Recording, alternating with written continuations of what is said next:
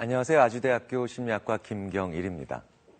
살아가면서 굉장히 많은 일들을 하고 계시죠. 그리고 우리는 그 일을 잘 하기 원합니다.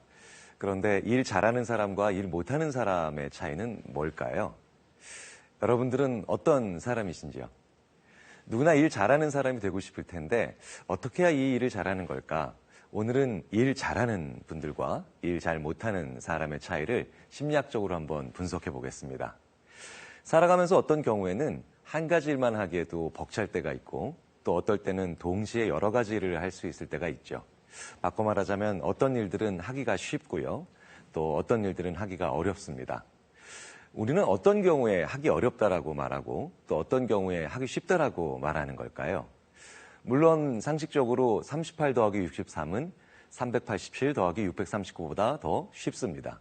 왜냐하면 계산을 위해 해야 되는 단계들의 수 자체가 적기 때문이죠. 하지만 이와는 별도로 고려해 보아야 할 중요한 요인들이 더 있습니다. 이것은 인간의 주의라는 측면을 탐구한 연구들을 살펴보면 쉽게 알 수가 있는데요. 자, 먼저 이 그림 중에서 왼편 그림에서 빨간 사각형을 한번 찾아보시죠. 굉장히 쉽게 찾을 수가 있습니다. 자, 그럼 이번에는 오른편 그림에서 빨간 사각형을 한번 찾아보시죠. 이것도 거의 동일하게 쉽습니다. 왼편 그림과 전혀 차이가 나지 않는다는 거죠. 이 그림에서 빨간 사각형을 내가 찾아야 하는 표적이라고 한번 해보겠습니다. 그럼 다른 모든 도형들은 방해자가 되죠. 그러면 왼편 그림과 오른편 그림에서는 방해자의 수에 있어서 차이가 나는데요.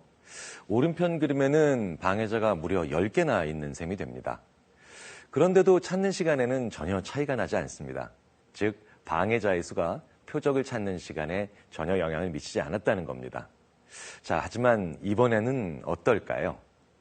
자, 이번에는 왼편 그림이 빨간 사각형을 찾는 게 더 쉽습니다. 그리고 오른편 그림에서는 빨간 사각형을 찾는 게 약간 더 어렵게 느껴지죠. 자, 그렇다면 이번에는 방해자의 수가 늘어남에 따라서 찾는 시간도 조금 더 걸렸다고 볼 수가 있는데요. 도대체 무슨 차이가 있는 걸까요? 눈치가 좀 빠른 시청자들께서는 벌써 알아차리셨을 수도 있을 것 같습니다. A의 두 그림에서는 빨간 사각형을 찾기 위해서는 그저 빨간 것만 찾으면 됩니다. 하지만 B의 두 그림에서는 빨간 사각형을 찾으려면 녹색 도형들뿐만 아니라 빨간 동그라미도 무시해야 하죠. 자, 그렇다면 B에서 내가 해야 될 일은 빨갛다, 그리고 영어로는 and가 되죠. 그리고 사각형을 찾는 겁니다. 즉, 고려해야 할 조건이 하나 더 늘어나는 셈이 되는 거죠. 자, 이제 분명해집니다. 우리가 어떤 일을 할 때 복잡하고 따라서 어렵다고 느끼고 그렇기 때문에 시간이 더 걸리는 일들은 대부분 이 and 관계들의 수가 증가하고 더 많아지기 때문이죠. 자, 그렇다면 이 and가 몇 개만 더 증가하면 어떤 일이 일어나는지 살펴볼까요? 최근 스마트폰용으로도 출시된 일명 원리를 찾아라입니다. 이 게임은 1990년대 전 세계의 많은 사람들이 즐겼던 같은 이름으로 출판된 책 중에 한 장면인데요. 게임 방법은 간단합니다. 제시된 원리의 그 모습을 보고 그 원리가 그림의 많은 사람들 중에 어디에 있는가를 찾는 거죠. 즉, 원리는 표적이고 다른 모든 사람들은 방해자인 겁니다. 자, 정말 어렵고 시간이 많이 걸릴 것 같습니다. 자, 방해자의 수가 늘어남에 따라서 이 그림의 경우에는 탐색 시간을 아주 급증하게 만드는 거죠. 왜냐? 원리가 어떻게 규정됩니까?